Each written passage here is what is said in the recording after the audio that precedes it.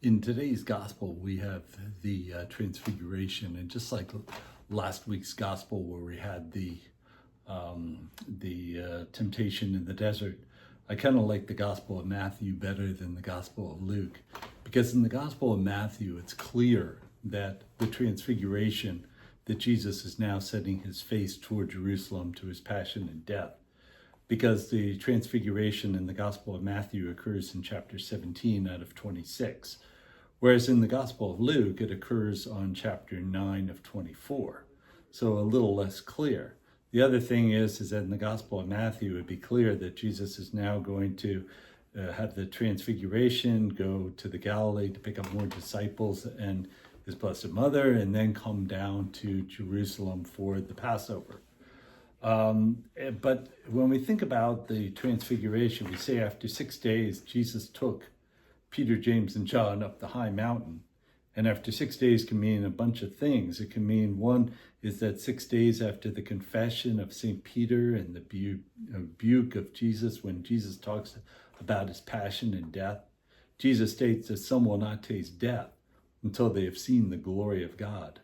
Second of all, we think about Moses going up Mount Sinai to receive the commandments. For 6 days, the glory is shown on the mountain. But on the seventh day, Moses goes up the mountain. And Jesus, and being that new Moses, Jesus becomes dazzlingly white. He leads the glory and the heaven coming to earth. Jesus could have come to earth like the bright shining star. After all, that's what the devil wanted. The devil wanted him to come and to jump off the parapet of the temple, and people would automatically go and follow him. Think about if Jesus came down to earth, in a fireball and glowingly white. People certainly would have followed him. He would have attracted great crowds. But to gain a crowd's approval was not why he come to earth. His ultimate glory would not be the white, being white as the sun on the Mount of Transfiguration, but to be alone and forsaken on the cross. Along with Jesus are Moses and Elijah. And Moses, the giver of the law, Elijah, the great prophet, both had profound experiences with God. Think about Moses in the burning bush, God speaking to God in the mountain, the holy mountain, but also in the tent which contained the Holy of Holies. Elijah took on the prophets of Baal and Ashtaroth on Mount Carmel, but also met God in that still small whisper on Mount Horeb. Moses gave the people the law to live by as free persons when entering into the promised land. Elijah took on the fertility gods and goddesses and required the people to make a choice, to choose between the God of Israel or the gods of Baal and Ashtaroth. After all, they were kind of straddling the fence, a little bit of the God of Israel, a little bit of the fertility gods and goddesses. We got all bases covered. But Elijah made them to choose. So Peter didn't know what to say when he was on the Mount of Transfiguration. He has a solution. Let the people come to us. After all, we can make 3 tents, one for you, one for Moses, one for Elijah. And God now speaks from the cloud. This is my beloved son, listen to him.